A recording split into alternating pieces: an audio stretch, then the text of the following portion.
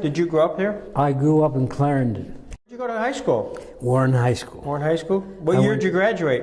1943. I got a letter from Roosevelt. And you know, to this day, I wondered where that letter is. Well, I realized we had to give it to the draft board when we got called, and they took it. So you're drafted. What's your next step? Where do you go for boot camp? Great Lakes. Yep.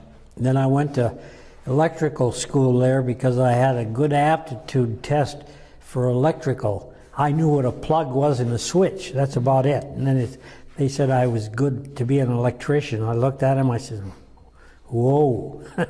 The ship that I went on was a 480 volt three-phase ship. 480 volts. Okay. Can you imagine you going to work on that and you're just a kid and you had a trainee, you didn't know nothing anyway. Right. Well, that's normal, but we learned quick. The Little Creek, Virginia Amphibious Training Base. Mm-hmm. And we had to keep calisthenics, you know, to make sure you were still physically fit. And I remember Jake LaMotta standing on this platform, leading us in exercises. The Raging Bull. The Raging Bull. Jake LaMotta. And they taught us LSM landing, how we'd land, which would be near Virginia Beach today.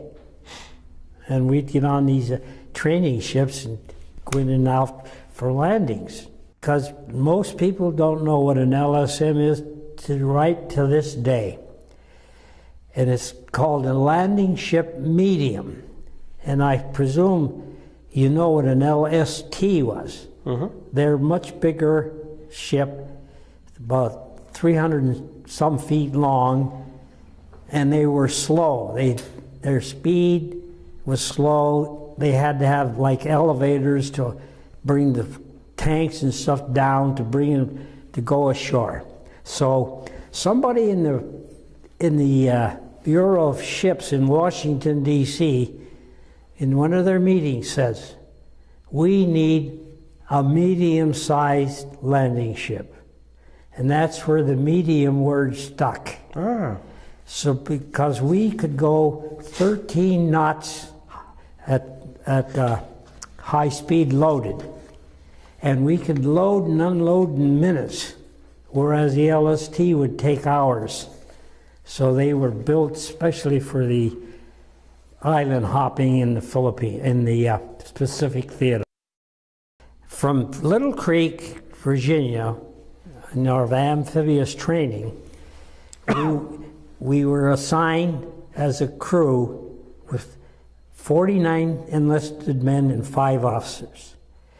And we were trained there for about 2 or 3 weeks, if I recall properly, and bused to Charleston, South Carolina Naval Yard. LSM 168 was built. Mm-hmm. We commissioned it there. We were called plank owners. When you commission a ship, you're a plank owner. Plank owner. Well, the reason the plank word is in there because all ships used to be wood. But now these ships are all steel, but they called them a plank owner anyway. So I was a plank owner on that. And we trained on an LSM there in Charleston for about 2 weeks.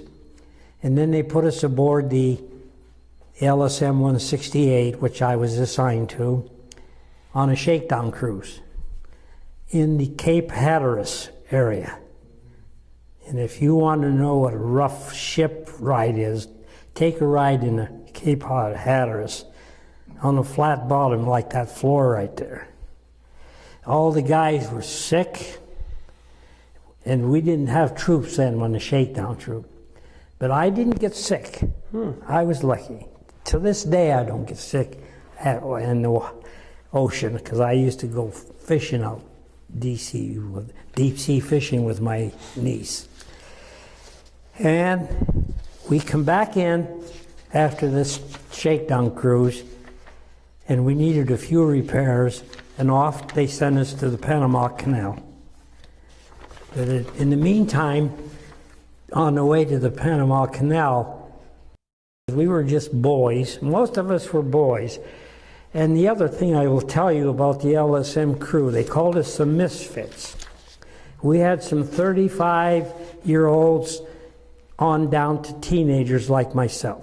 They called us Misfits, which we were. Nobody had any technical abilities or anything. And they sent us off to war. So just picture yourself like that. And then we made a number of landings in the Visayan Island group, which is the center islands of the Philippines, which included Leyte, Samar, Bohol, Negros, Palawan, Mindoro, Mindanao. Those were and we made several landings on all those islands. But we wondered, what are we doing here, you know? And everything was a secret. We didn't know nothing. So when you landed, what did you drop off there? We drop off troops or tanks. Where would you pick up the troops, by the way? Would you pick them up on a battleship? Off an APA, and then we'd get cargo from an AKA, which is a cargo ship. Okay. We'd have to go back and forth to them. And it was so hot in the Philippine Islands, hot and humid. And lucky I was at sea on the water, because the mosquitoes and that didn't bother you out there in that salt water. But it was a little more comfortable than them poor guys we brought into the shorelines. After the duty in the Philippine Islands in this Visayan Island group, we got orders to go to Bruni Bay in Borneo, which was an oil installation that the Japs had. But we had a R&R for about 2 weeks or something like that. And then we went to Morotai, which is one of the Dutch East Indies islands, and picked up the Australian troops that fought in North Africa. If you wanted to see some tough boys, they were tough. We were kids. One of them even asked, does your mother know where you're at? But these guys were older men. They came back from the North African campaign to protect their mainland, Australia. And we took them guys in there in Bruni Bay, and boy, you never seen such fireworks and fire flames. They blew up the oil tanks and everything. You could see those flames for miles. And I'll tell you, the explosions going on, they're burning and everything. It was like the 4th of July back here. It was Lieutenant Commander Baker. Okay. Roger Whalen was the captain of the ship. Okay. And this commander and him didn't get along at all, because this commander was an old-time Navy guy, you know.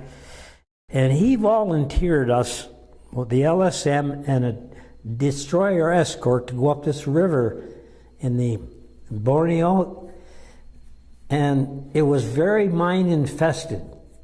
The Japs had a stronghold back in there, and we had to go in there in the daylight, and they fathomed it, you know, by dropping something to tell them how deep it was for the destroyer escort. And we got in there. We made it okay. Never hit a mine or nothing, so we were fine. Went in there and blew the hell out of that stronghold the Japs had, and we left that day, same day, in the daylight. I think it was like this time of the year with some long daylight hours. Right. And we got out of there fine, but our commander, he got the Bronze Star for that mission. We got nothing, which is normal. And then we got our orders from that mission to go back to Luzon and get ready for the invasion of Japan.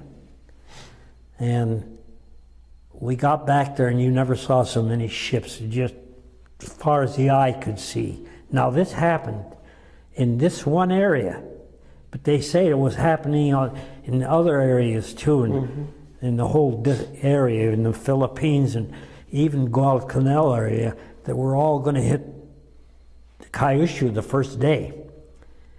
Well, we pulled up alongside of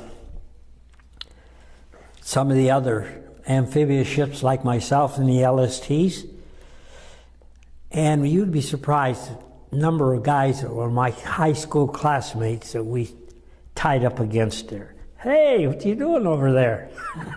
Wow. And then we got to visiting, and we all just, talked about what we did in the war, but we were all alike. We were all in a war. You didn't say, we did this and you did that. No. It was just a great big meeting of World War II guys that just went to war. Yeah. And we were all the same. But then the 2 bombs were dropped. You never seen a happier bunch of men. That was the end of it. How did you get word of that? Did it come over? Came over the radio, the ship radio. The Japanese have accepted our terms fully. That's the word we've just received from the White House in Washington. This, ladies and gentlemen, is the end of the Second World War. We were happy. But everybody thinks back here in the United States it was over for us. It was not over for us because we had to stay there for the occupation troops. They had to be taken care of.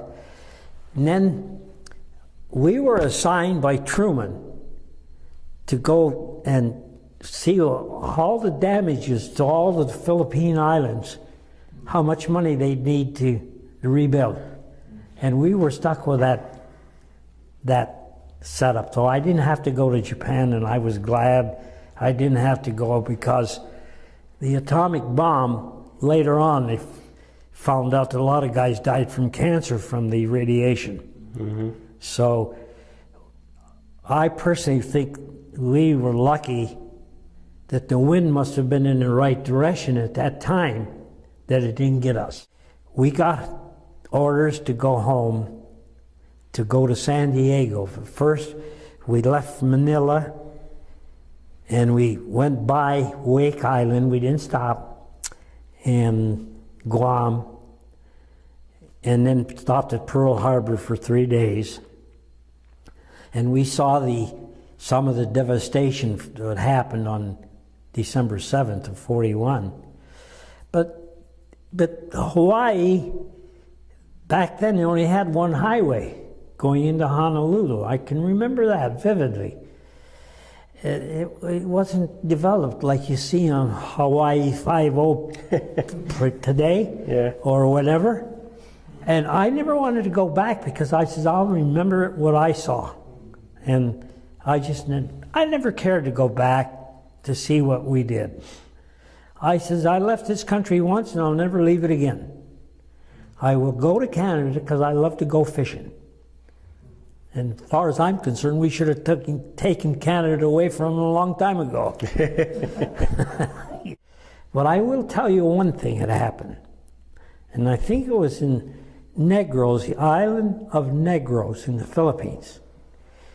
My battle station in that invasion was on the telephones on the stern anchor, which the stern anchor was dropped with a cable, and it would dig into the sand or whatever out there and pull you off.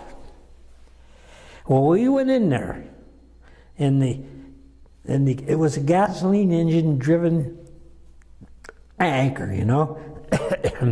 excuse me, and the engine flooded. Couldn't get it started. Boy, get the Captain Wheeler, Roger Wheeler, kept yelling over the telephone to me to get that anchor in. You treat your officers, yes sir, yes sir. I was real good for a while. Now, remember, we're under fire. Excited, all scared to death, and he kept yelling at me over the phone. I said, sir, we're trying to get it started. Get that anchor in. I said, do you know what it is flooding means? He says, get that anchor. He didn't want me to explain nothing to him. Finally, I said, shut up. I'll tell you, Steve can tell you, at one time I was pretty arrogant when I want to be. So he told me over the phone, I'm under court-martial, over the PA system. And I said, who cares? We're not going to get out of here anyway. Well, so somehow the mechanics came up from the engine room. A couple of them come up, and they got that engine started, and we got out of there. So this lieutenant commander that I was telling you is the flotilla commander. He come around, and he patted me on the shoulder, and they never call you by your name, Joe, your friend, first name. They always call you by your last name. He says, Frontera, don't worry. Nothing's going to happen. I seen everything that happened. Nothing did ever happen. I never was court-martialed. I'd still be in Portsmouth today for that. Tell the captain to go to you know where. It was one time we pulled, and this was in Cebu, the Battle of Cebu. I call them battles. They're called them invasions. But we were up to the dock. And a lot of the Filipino people were the kids, mostly the younger people, and they're teenagers or whatever, and they were hungry, and they wanted food. And all of a sudden, you know, the sun was out bright. All of a sudden, the water looked like it was raining. And then all of a big line of like bullets were hitting the shoreline, you know, in the dirt. Boy, oh boy, that was scary. And here we are standing there on the ramp, a lot of us, just seeing what's going on. The boom, the Japs were firing a gun up from up in the mountains. My God. And they exploded, and the shrapnel was flying all over the place. And that was a scary one. That was one of the worst ones I was in as far as intense battle. But we got out of there quick. The R&R was the one just before going to Borneo. Yeah. And we stopped at this island. I don't know, I don't think it even had a name. But some of the guys went swimming, and we had a football game between the officers and us enlisted men. Mm-hmm. Well, you know how we'd like to hit the officers once in a while? We got our chance. Ah. But, of course, you know, we were all pretty strong and healthy then. The guys did get out of control on Enowatok Island, which was called a beer island. So we would go to the beer island. I couldn't drink nothing. You had 3-2 beer, and it was warm. Jesus, I tasted it, and I'd like to die. I said, here, you can have the beer. I don't want it. But the guys would get loaded up drinking, and they got out of control. They got in fights and everything because the guys were, you know, they were actually uptight from the war. And you wanted to hit somebody. And that's what happened on that island. A brother, Pete, older than me, he was in the 8th Air Force with Senator McGovern. He was the one that became a senator. Right. He was with him. I had a brother, Dominic. He was just older than me. I had 2 brothers older than me. He was a paratrooper with the 507th. If you've seen the TV the other day, the 507th was parachutists, and he got banged up good and he survived in the Battle of the Bulge. And then I had a brother, Frank, who was on a sub-tender. He was younger than me, in Australia, and myself, all in World War II. Then we had a younger brother who was younger for World War II. We all came home. They got him for the Korean War, and he was a military policeman on the East-West Berlin Gate. Oh, so my family was quite a military family. I would say so. So only one of us got hurt, just my brother Dominic, the paratrooper. Yeah. What's the legacy? When you have some of your family members sit down and say, Joe, you were part of World War II, what's the lesson we should learn from that whole World War II experience? Let me tell you something first. I had a son, I still have him. I had a son and 2 daughters. My son is 61 years old now. Mm-hmm. When he was 16, I said to him, when I was your age, I was being trained to go to war. And he said, I don't want to hear about it. This is the answers we got from that, what do you call the guys with the long hair first? The hippies, a hippie generation. Yeah. Thank God. That's when Gary had long hair. Okay. Yeah. Okay. All right. But they didn't want to hear about nothing. So I shut up. I didn't say nothing. I said, you don't want to know nothing? The heck with you. So as time went on, my son became a corporate jet pilot, and then he was a pilot with the U.S. Air until the terrorist struck, and then he went back to corporate, which he is today. And he called me up one time and asked me what I was doing. I said, nothing, just nothing. He said, you want to go to Washington for a ride? I said, yeah, I'm not doing anything. He took me to the World War II Memorial. I'll be there. Beautiful. So we walked all around the memorial, and we sat on a bench, my son one side, the other pilot on the other side of me.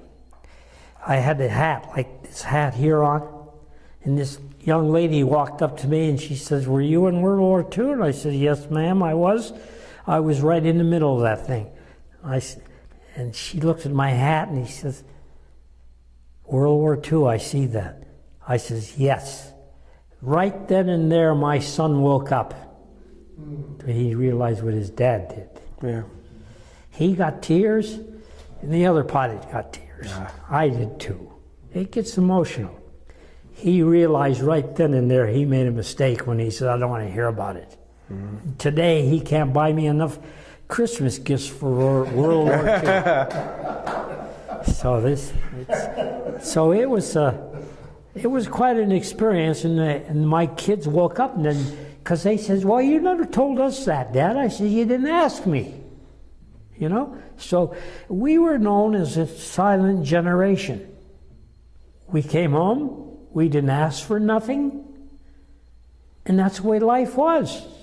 We raised our families, and here I am. This has been great, Joe. I got to tell you, I'm very excited you came up here. Was I a different interview guy? Absolutely. You gave us a history lesson.